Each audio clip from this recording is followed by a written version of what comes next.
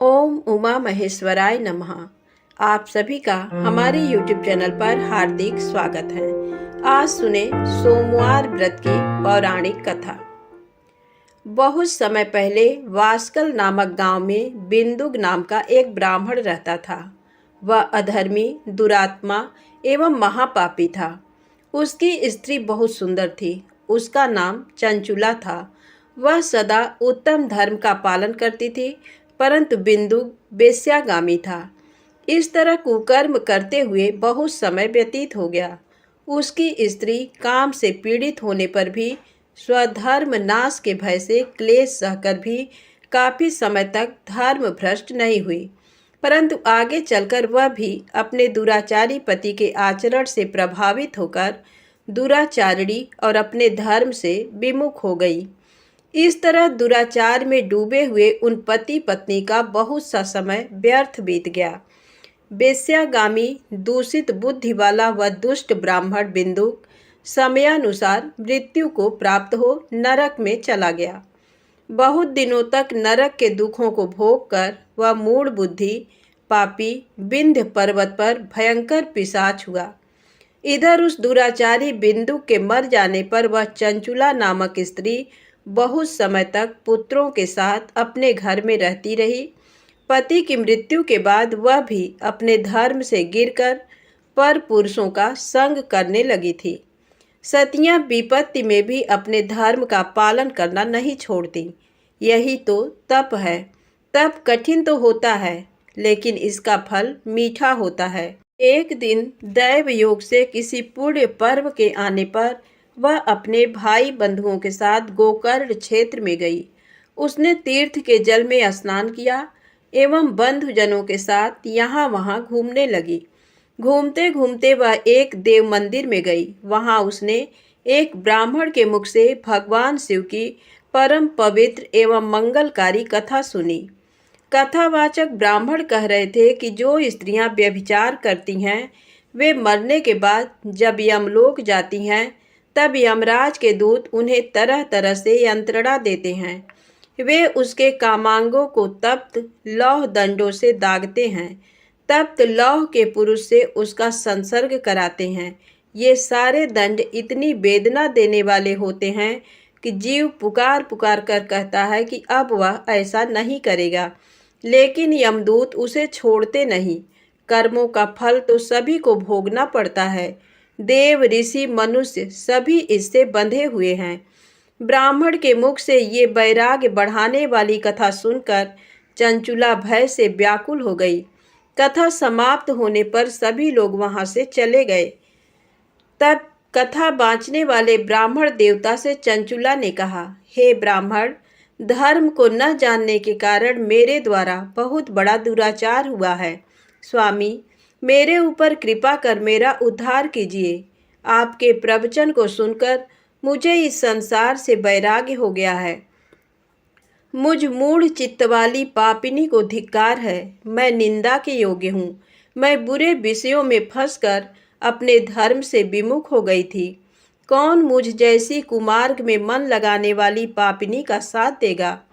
जब यमदूत मेरे गले में फंदा डालकर मुझे बांधकर ले जाएंगे और नरक में मेरे शरीर के टुकड़े करेंगे, तब मैं कैसे उन महायातनाओं को सहन कर पाऊंगी? मैं सब प्रकार से नष्ट हो गई हूँ, क्योंकि अभी तक मैं हर तरह से पाप में डूबी रही हूँ। हे ब्राह्मण, आप मेरे गुरु हैं। आप ही मेरे माता पिता हैं। मैं आपके शरण में आई हूँ। मुझ अबला का अब आप ही उद्धार कीजिए। इस प्रकार विलाप करती हुई चंचुला ब्राह्मण देवता के चरणों में गिर पड़ी। तब ब्राह्मण ने उसे कृपा पूर्वक उठाया और इस प्रकार कहा, नारी, तुम सौभाग्यशाली हो जो भगवान शंकर की कृपा से तुमने वैराग्यपूर्ण ये कथा सुनी। कथा सुनकर समय से अपनी गलती का एहसास कर लिया है। तुम डरो मत और भगवान शिव की शरण में जाओ। उनकी परम कृपा से तुम्हारे सभी पाप नष्ट हो जाएंगे। मैं तुम्हें भगवान शिव की कथा सहित वह मार्ग बताऊंगा जिसके द्वारा तुम्हें सुख देने वाली उत्तम गति प्राप्त होगी। शिव कथा सुनने से तुम्हारी बुद्धि शुद्ध हो गई है और तुम्हें पश्चाताप हुआ है तथा मन में वैराग्य उत्पन्न हुआ है। पश्चाताप ही पाप करने वाले पापियों के लिए सबसे बड़ा प्रायश्चित है। जो मनुष्य अपने कुकर्म के लिए पश्चाताप नहीं करता वह उत्तम गति प्राप्त नहीं करता, परंतु जिसे अपने कुकृत्य पर हार्दिक पश्चाताप होता है वह अवश्य उत्तम गति का भागीदार होता है, इसमें कोई शक नहीं है। शुद्ध चित्त में ही भगवान शिव व पार्वती का वास होता है। वह शुद्धात्मा पुरुष सदा शिव के पद को प्राप्त होता है। इस कथा का श्रवण सभी मनुष्यों के लिए कल्याणकारी है, अतः इसकी आराधना व सेवा करनी चाहिए। हे ब्राह्मण पत्नी, तुम अन्य विषयों से अपने मन को हटाकर भगवान शंकर की इस परम पावन कथा को सुनो। इससे तुम्हारे चित्त की शुद्धि होगी और तुम्हें मोक्ष की प्राप्ति होगी। जो मनुष्य निर्मल हृदय से भगवान शिव के चरणों का चिंतन करता है उसकी एक ही जन्म में मुक्ति हो जाती है। ये कहकर वे ब्राह्मण चुप हो गए। उनका हृदय करुणा से भर गया। वे ध्यान में मग्न हो गए। ब्राह्मण का ये उपदेश सुनकर चंचुला के नेत्रों में आनंद के आंसू छलक आए। वह हर्ष भरे हृदय से ब्राह्मण देवता के चरणों में गिर गई और हाथ जोड़कर बोली, मैं कृतार्थ हो गई। हे ब्राह्मण, शिव भक्तों में श्रेष्ठ स्वामीन, आप धन्य हैं। आप परमार्थदर्शी हैं और सदा परोपकार में लगे रहते हैं। साधो, मैं नरक के समुद्र में गिर रही हूँ, कृपा कर मेरा उद्धार कीजिए। जिस पौराणिक व अमृत के समान कथा की बात आपने की है उसे सुनकर ही मेरे मन में वैराग्य उत्पन्न हुआ है। उस अमृतमयी कथा को सुनने के लिए मेरे मन में बड़ी श्रद्धा हो रही है। कृपया आप मुझे उसे सुनाइए। कथा सुनने की इच्छा मन में लिए हुए चंचुला उन ब्राह्मण देवता की सेवा में वहीं रहने लगी। उस गोकर्ण नामक महाक्षेत्र में उन ब्राह्मण देवता के मुख से चंचुला भगवान शिव की भक्ति, ज्ञान और वैराग्य बढ़ाने वाली और मुक्ति देने वाली परम उत्तम कथा सुनकर कृतार्थ हुई। उसका चित्त शुद्ध हो गया। वह अपने हृदय में शिव के सगुण रूप का चिंतन करने लगी। वह सदैव शिव के सच्चिदानंदमय स्वरूप का स्मरण करती थी। तत्पश्चात अपना समय पूर्ण होने पर चंचुला ने बिना किसी कष्ट के अपना शरीर त्याग दिया। उसे लेने के लिए एक दिव्य विमान वहां पहुंचा। ये विमान शोभा साधनों से सजा था एवं शिवगणों से सुशोभित था। चंचुला विमान से शिवपुरी पहुंची। उसके सारे पाप धुल गए। वह दिव्यांगना हो गई। वह गौरांगी देवी मस्तक पर अर्धचंद्र का मुकुट व अन्य दिव्य आभूषण पहने शिवपुरी में पहुंची। वहां उसने सनातन देवता त्रिनेत्रधारी महादेव शिव को देखा। सभी देवता उनकी सेवा में भक्तिभाव से उपस्थित थे। उनकी अंग कांति करोड़ों सूर्यों के समान प्रकाशित हो रही थी। 5 मुख और हर मुख में 3 नेत्र थे। मस्तक पर अर्धचंद्राकार मुकुट शोभायमान हो रहा था। कंठ में नील चिन्ह था। उनके साथ में देवी गौरी विराजमान थी जो विद्युत पुंज के समान प्रकाशित हो रही थी। महादेव जी की कांति कपूर के समान गौर थी। उनके शरीर पर श्वेत वस्त्र थे तथा शरीर श्वेत भस्म से युक्त था। इस प्रकार भगवान शिव के परम उज्जवल रूप के दर्शन कर चंचुला बहुत प्रसन्न हुई। उसने भगवान को बारंबार प्रणाम किया और हाथ जोड़कर प्रेम, आनंद और संतोष से युक्त हो विनीत भाव से खड़ी हो गई। उसके नेत्रों से आनंदाश्रुओं की धारा बहने लगी। भगवान शंकर व भगवती गौरी उमा ने करुणा के साथ सौम्य दृष्टि से देखकर चंचुला को अपने पास बुलाया। गौरी उमा ने उसे प्रेम पूर्वक अपनी सखी बना लिया। चंचुला सुख पूर्वक भगवान शिव के धाम में उमा देवी की सखी के रूप में निवास करने लगी। एक दिन चंचुला आनंद में मग्न उमा देवी के पास गई और दोनों हाथ जोड़कर उनकी स्तुति करने लगी। हे गिरिराज नंदिनी, स्कंद माता उमा, आप सभी मनुष्यों एवं देवताओं द्वारा पूज्य तथा समस्त सुखों को देने वाली हैं। आप शंभु प्रिया हैं। आप ही सगुणा और निर्गुणा हैं। हे सच्चिदानंद स्वरूपिणी, आप ही प्रकृति की पोषक हैं। हे माता, आप ही संसार की सृष्टि, पालन और संहार करने वाली हैं। इस प्रकार सद्गति प्राप्त चंचुला देवी की स्तुति कर शांत हो गई। उसकी आंखों में प्रेम के आंसू उमड़ आए। तब शंकर प्रिया भक्त वत्सला उमा देवी ने बड़े प्रेम से चंचुला को चुप कराते हुए कहा, सखी चंचुला, मैं तुम्हारी स्तुति से प्रसन्न हूँ। बोलो, क्या वर मांगती हो? चंचुला बोली, हे गिरिराज कुमारी, मेरे पति बिंदुक इस समय कहाँ हैं? उनकी स्थिति कैसी है, मुझे बताइए और कुछ उपाय कीजिए ताकि हम फिर से मिल सकें। हे महादेवी, मेरे पति एक शूद्र जाति वेश्या के प्रति आसक्त थे और पाप में ही डूबे रहते थे। गिरिजा बोली, बेटी, तुम्हारा पति बिंदुक बड़ा पापी था, उसका अंत बड़ा भयानक हुआ। वेश्या का उपभोग करने के कारण वह मूर्ख नरक में अनेक वर्षों तक अनेक प्रकार के दुख भोगकर अब शेष पाप को भोगने के लिए विंध्य पर्वत पर पिशाच की योनि में रह रहा है। वह दुष्ट वहीं वायु पीकर रहता है और सब प्रकार के कष्ट सहता है। गौरी देवी की ये बात सुनकर चंचुला अत्यंत दुखी हो गई। फिर मन को किसी तरह स्थिर करती हुई दुखी हृदय से माँ गौरी से उसने एक बार फिर पूछा, हे महादेवी, मुझ पर कृपा कीजिए और मेरे पापी पति का अब उद्धार कर दीजिए। कृपा करके मुझे वह उपाय बताइए जिससे मेरे पति को उत्तम गति प्राप्त हो सके। गौरी देवी ने कहा, यदि तुम्हारा पति भगवान शिव की पुण्यमयी उत्तम कथा सुने तो वह इस दुर्गति को पार करके उत्तम गति का भागी हो सकता है। अमृत के समान मधुर गौरी देवी का ये वचन सुनकर चंचुला ने दोनों हाथ जोड़कर मस्तक झुकाकर उन्हें बारंबार प्रणाम किया तथा प्रार्थना की कि मेरे पति को भगवान शिव की कथा सुनाने की व्यवस्था कीजिए। ब्राह्मण पत्नी चंचुला के बार बार प्रार्थना करने पर शिव प्रिया गौरी देवी ने भगवान शिव की महिमा का गान करने वाले गंधर्वराज तुम्बुरु को बुलाकर कहा, तुम्बुरो, तुम्हारी भगवान शिव में प्रीति है।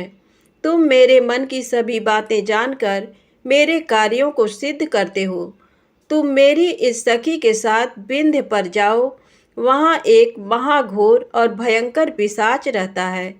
पूर्व जन्म में वह पिशाच बिंदुक नामक ब्राह्मण मेरी इस सखी चंचुला का पति था। वह वेश्यागामी हो गया था। उसने स्नान, संध्या आदि नित्य कर्म छोड़कर अपवित्र रहने लगा। क्रोध के कारण उसकी बुद्धि भ्रष्ट हो गई। दुर्जनों से उसकी मित्रता तथा सज्जनों से द्वेष बढ़ गया था। वह अस्त्र शस्त्र से हिंसा करता, लोगों को सताता और उनके घरों में आग लगा देता था। चांडालों से दोस्ती करता, वह रोज वेश्या के पास जाता था। पत्नी को त्याग कर दुष्ट लोगों से दोस्ती कर उन्हीं के संपर्क में रहता था। वह मृत्यु तक दुराचार में फंसा रहा। मृत्यु के बाद उसे पापियों के भोग स्थान यमपुर ले जाया गया। वहाँ घोर नरकों को सहकर इस समय वह विंध्य पर पिशाच बनकर रह रहा है और पापों का फल भोग रहा है। तुम उसके सामने परम पुण्यमयी पापों का नाश करने वाली भगवान शिव की दिव्य कथा का प्रवचन करो। इस कथा को सुनने से उसका हृदय सभी पापों से मुक्त होकर शुद्ध हो जाएगा और वह प्रेत योनि से मुक्त हो जाएगा। दुर्गति मुक्त होने पर उस बिंदुक नामक पिशाच को विमान पर बिठाकर तुम भगवान शिव के पास ले आना। माँ उमा का आदेश पाकर गंधर्वराज तुम्बरो प्रसन्नता पूर्वक अपने भाग्य की सराहना करते हुए चंचुला को साथ लेकर विमान से पिशाच के निवास स्थान विंध्य पर्वत पर गया। वहां पहुंचकर उसने उस विकराल आकृति वाले पिशाच को देखा। उसका शरीर विशाल था, उसकी ठोड़ी बड़ी थी। वह कभी हंसता, कभी रोता, कभी उछलता था। महाबली तुम्बरों ने बिंदुक नामक पिशाच को पासों से बांध लिया। उसके पश्चात तुम्बरों ने कथा बाँचने के लिए स्थान तलाश कर मंडप की रचना की। शीघ्र इस बात का पता लोगों को चल गया कि एक पिशाच के उद्धार हेतु देवी पार्वती की आज्ञा से तुम्बरो भगवान शिव की कथा सुनाने विंध्य पर्वत पर आया है। उस कथा को सुनने के लोभ से बहुत से देवर्षि वहां पहुंच गए। सभी को आदर पूर्वक स्थान दिया गया। पिशाच बिंदुक को पांसों में बांधकर आसन पर बिठाया गया और तब तुम्बरू ने परम उत्तम भगवान शिव की अमृत कथा का गान शुरू किया, जिससे सभी श्रोता कृतार्थ हो गए। परम पुण्यमय कथा को सुनकर पिशाच सभी पापों से मुक्त हो गया और उसने पिशाच शरीर का त्याग कर दिया। शीघ्र ही उसका रूप दिव्य हो गया। उसका शरीर गौर वर्ण का हो गया। शरीर पर श्वेत वस्त्र एवं पुरुषों के आभूषण आ गए। इस प्रकार दिव्य देहधारी होकर बिंदुक अपनी पत्नी चंचुला के साथ स्वयं भी भगवान शिव का गुणगान करने लगा। उसे इस दिव्य रूप में देखकर सभी को बहुत आश्चर्य हुआ। उसका मन परम आनंद से परिपूर्ण हो गया। सभी भगवान महेश्वर के अद्भुत चरित्र को सुनकर कृतार्थ हो उसका यशोगान करते हुए अपने अपने धाम को चले गए। बिंदुक अपनी पत्नी चंचुला के साथ विमान में बैठकर शिवपुरी की ओर चल दिया। महेश्वर के गुणों का गान करता हुआ बिंदुक अपनी पत्नी चंचुला व तुम्बरू के साथ शीघ्र ही शिवधाम पहुंच गया। भगवान शिव व देवी पार्वती ने उसे अपना पार्षद बना लिया। दोनों पति पत्नी सुखपूर्वक भगवान महेश्वर एवं देवी गौरी के श्री चरणों में अविचल निवास पाकर धन्य हो गए। बोलो उमा महेश्वर भगवान की जय।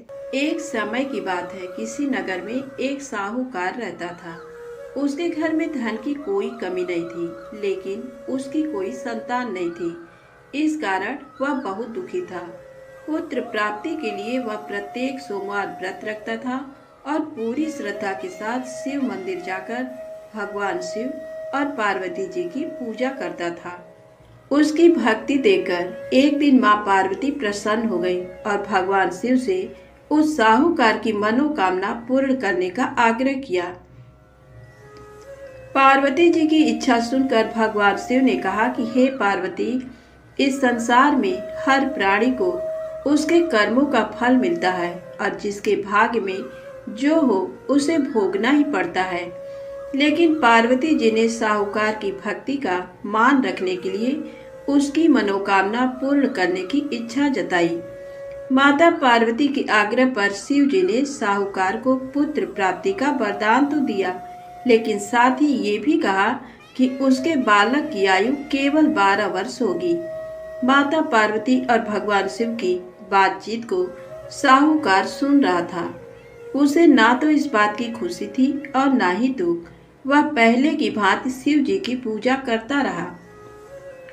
कुछ समय के बाद साहूकार के घर एक पुत्र का जन्म हुआ। जब वो बालक 11 वर्ष का हुआ तो उसे पढ़ने के लिए काशी भेज दिया गया। साहूकार ने पुत्र के मामा को बुलाकर उसे बहुत सारा धन दिया और कहा कि तुम इस बालक को काशी विद्या प्राप्ति के लिए ले जाओ और मार्ग में यज्ञ कराना। जहाँ भी यज्ञ कराओ वहाँ ब्राह्मणों को भोजन कराते और दक्षिणा देते हुए जाना। दोनों मामा भांजे इसी तरह यज्ञ कराते और ब्राह्मणों को दान दक्षिणा देते काशी की ओर चल पड़े। रात में एक नगर पड़ा जहाँ नगर के राजा की कन्या का विवाह था, लेकिन जिस राजकुमार से उसका विवाह होने वाला था वह एक आंख से काना था। राजकुमार के पिता ने अपने पुत्र के काना होने की बात को छुपाने के लिए एक चाल सोची। साहूकार के पुत्र को देखकर उसके मन में एक विचार आया। उसने सोचा क्यों न इस लड़के को दूल्हा बनाकर राजकुमारी से विवाह करा दूं। विवाह के बाद इसको धन देकर विदा कर दूंगा और राजकुमारी को अपने नगर ले जाऊंगा। लड़के को दूल्हे के वस्त्र पहनाकर राजकुमारी से विवाह कर दिया गया। लेकिन साहूकार का पुत्र ईमानदार था। उसे ये बात न्याय संगत नहीं लगी। उसने अवसर पाकर राजकुमारी के चुन्नी के पल्ले पर लिखा कि तुम्हारा विवाह तो मेरे साथ हुआ है, लेकिन जिस राजकुमार के संग तुम्हें भेजा जाएगा वह एक आंख से काना है। मैं तो काशी पढ़ने जा रहा हूँ। जब राजकुमारी ने चुन्नी पर लिखी बातें पढ़ी तो उसने अपने माता पिता को ये बात बताई।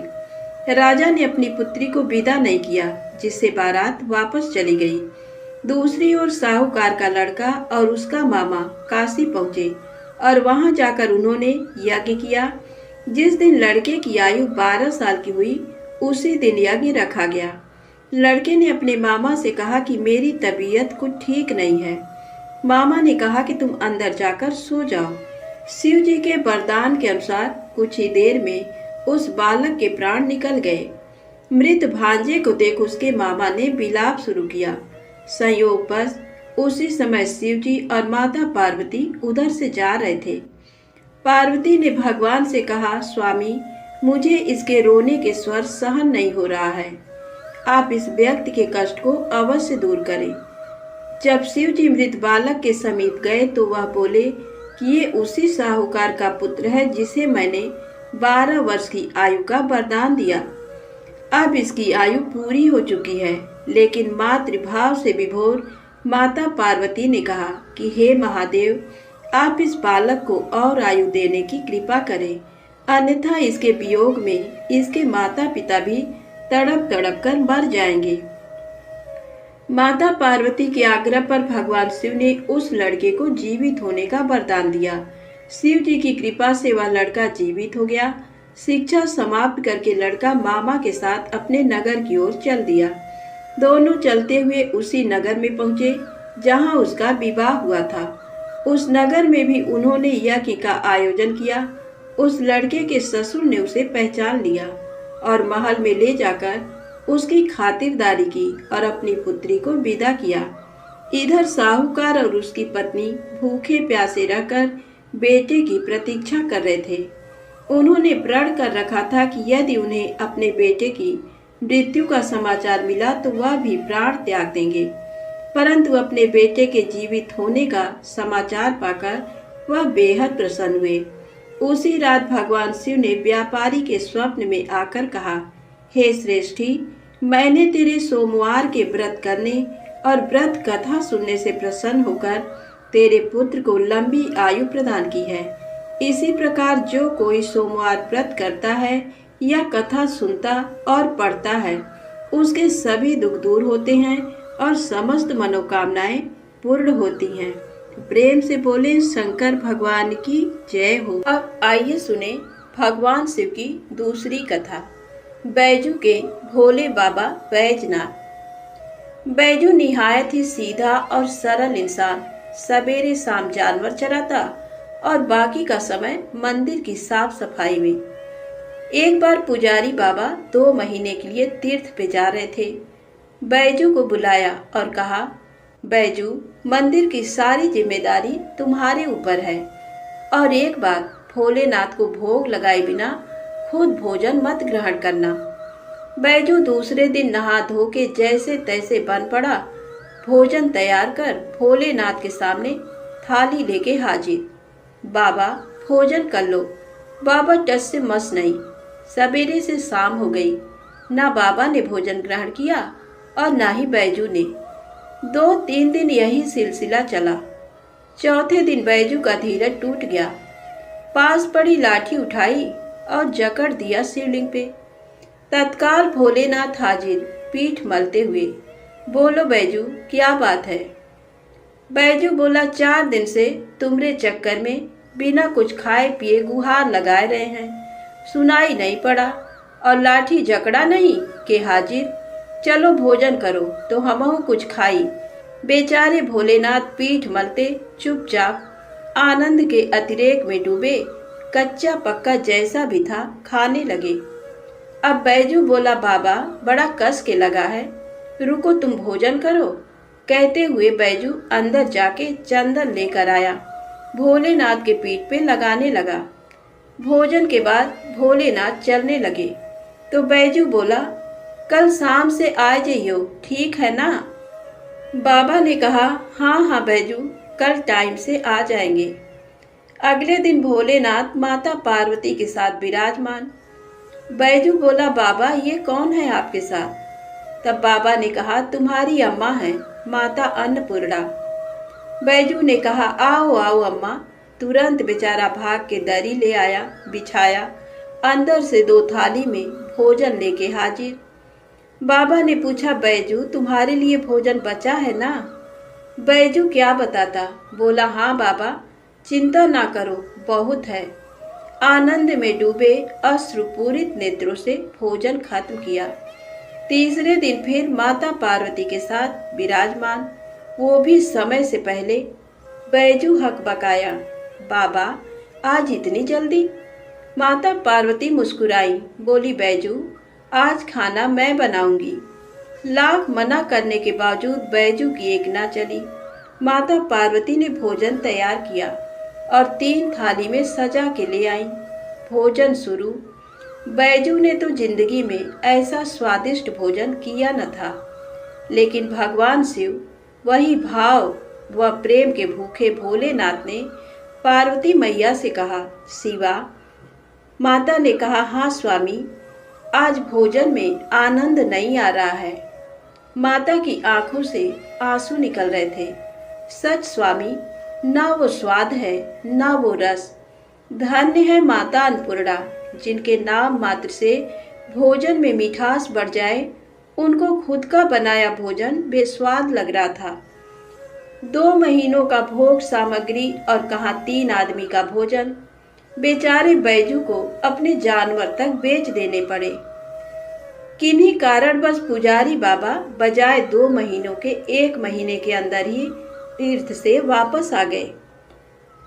पुजारी बाबा ने बैजू को बुलाया और कहा, बैजू भोलेनाथ को समय से भोग लगाता था ना?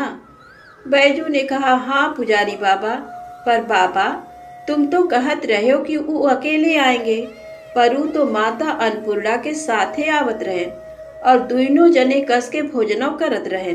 हमका आपन जानवर तक बेचे के पड़ा। पुजारी बाबा अपलक बैजू को निहार रहे थे। जानते थे कि ये झूठ बोल नहीं सकता, तो क्या भोलेनाथ माता पार्वती के साथ आते थे? तब बाबा ने कहा, बैजू आज तुम फिर भोग लगाओ, देखें कौन कौन आता है।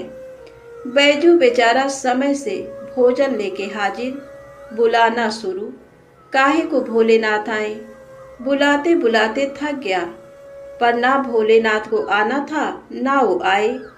बाबा बाबा लाठी ना उठाऊंगा, चाहे तुम आओ या ना आओ, लाठी ना उठाऊंगा बाबा, लाठी ना उठाऊंगा।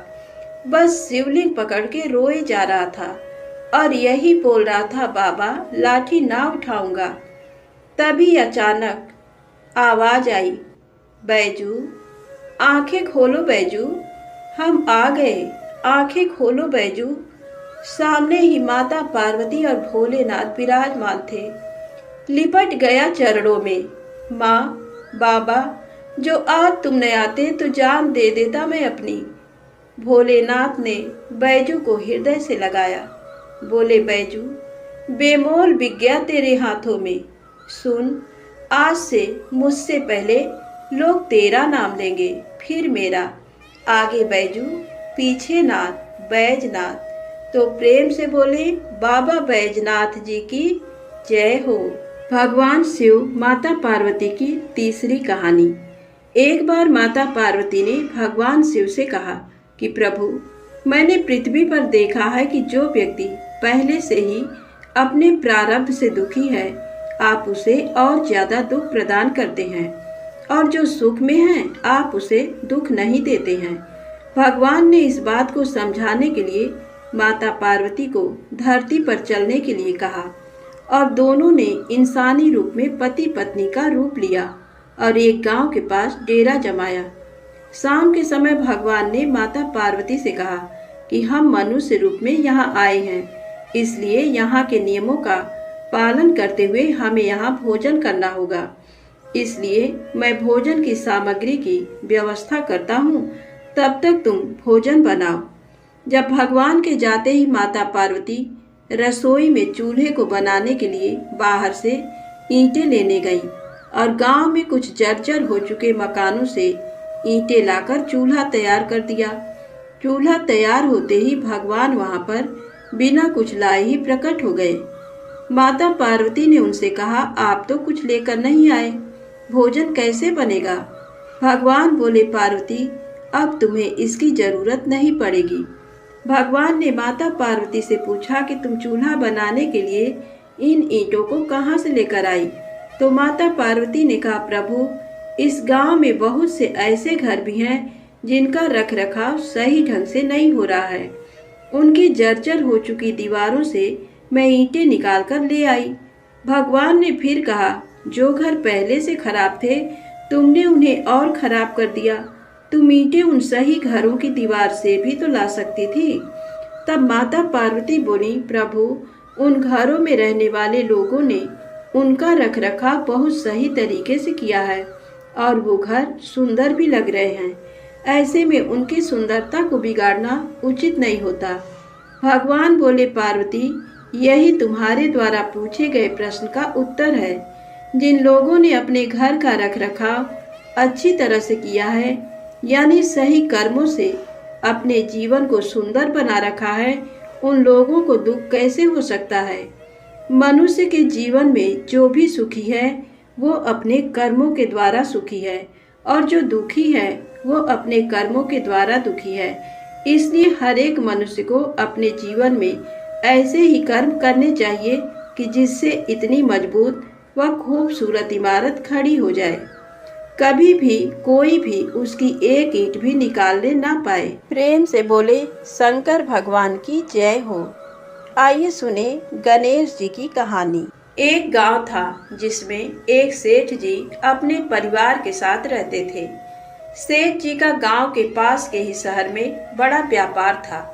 सेठ जी गणेश जी की पूजा श्रद्धा एवं विश्वास से करते थे, जिससे सेठ जी के घर में अन्न धन के भंडार सदैव ही भरे रहते थे। उनके जीवन में किसी भी प्रकार की कोई कमी नहीं थी। नित्य प्रतिदिन नियम अनुसार रोज वो नदी पर नहाने जाते और आकर गणेश जी की पूजा करते, उन्हें भोग लगाते, फिर स्वयं भोजन करते थे। ये बात सेठानी जी को अच्छी नहीं लगती थी।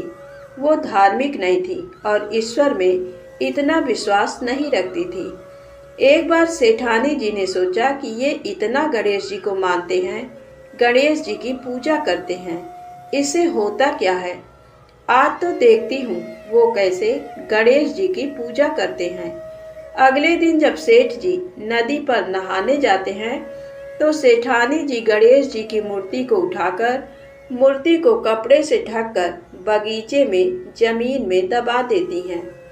जब सेठ जी नदी पर से नहाकर घर आते हैं और देखते हैं कि गणेश जी की मूर्ति तो मंदिर में नहीं है, तो वो सेठानी से पूछते हैं, गणेश जी की मूर्ति मंदिर में नहीं है, कहाँ गई। तो सेठानी जी बोलती है, मुझे नहीं मालूम, मूर्ति को घर में बहुत ढूंढते हैं उस दिन, क्योंकि वो गणेश जी को भोग नहीं लगा पाए थे। इसके लिए सेठ जी ने अन्न जल का भी त्याग कर दिया और गणेश जी से प्रार्थना करने लगे कि हे प्रभु, लगता है आप मुझसे रुष्ट हो गए हो और कहीं चले गए हो। आप अपनी कृपा दृष्टि मुझ पर बरसाइए, प्रभु मुझे दर्शन दीजिए। सेठ जी ने मन ही मन सोचा कि अब से जब तक आप मुझे मिल नहीं जाते, मुझे दर्शन नहीं दे देते, तब तक मैं अन्न जल का त्याग करता हूँ। वो दिन पूरा निकल गया। रात्रि में सेठ जी की भक्ति से प्रसन्न होकर गणेश जी भगवान ने स्वप्न में भगवान एक छोटे से चूहे के साथ खेल रहे होते हैं और चूहे को खाने को लड्डू देते हैं। चूहा लड्डू लेकर बगीचे में जाता है और जमीन को खोदता है और लड्डू वहीं डाल देता है। अचानक सेठ जी की नींद खुल जाती है। सेठ जी बगीचे में जाते हैं और वहीं खोदते हैं जहां उन्होंने सपने में देखा था, और वहीं से उनको थोड़ी सी जमीन खोदने पर कपड़े में लिपटे हुए गणेश जी की मूर्ति मिलती है। सेठ जी गणेश जी की मूर्ति की पूजा करके उनको यथास्थान स्थापित करते हैं और सेठानी के पूछने पर सारा वृत्तांत उन्हें सच सच बताते हैं। बात को जानकर सेठानी जी को आश्चर्य होता है और सेठानी जी मन ही मन श्रद्धा एवं विश्वास से गणेश जी भगवान की भक्त बन जाती हैं और सेठ जी से कहती हैं कि मुझसे बड़ा भारी अपराध हो गया है। अब हम दोनों पति पत्नी प्रेम सहित गणेश जी भगवान की आराधना करेंगे एवं उनकी पूजा में कभी कोई कमी नहीं आने देंगे। ये सुनकर सेठ जी अत्यधिक प्रसन्न हो जाते हैं और दोनों पति पत्नी गणेश जी भगवान को धन्यवाद करते हैं। प्रेम से बोलें गणेश जी महाराज की जय हो। आपको कथा अच्छी लगी हो तो प्लीज़ लाइक अवश्य करें, चैनल को सब्सक्राइब करें, ज़्यादा से ज़्यादा शेयर करें। जय माता दी, जय भोलेनाथ।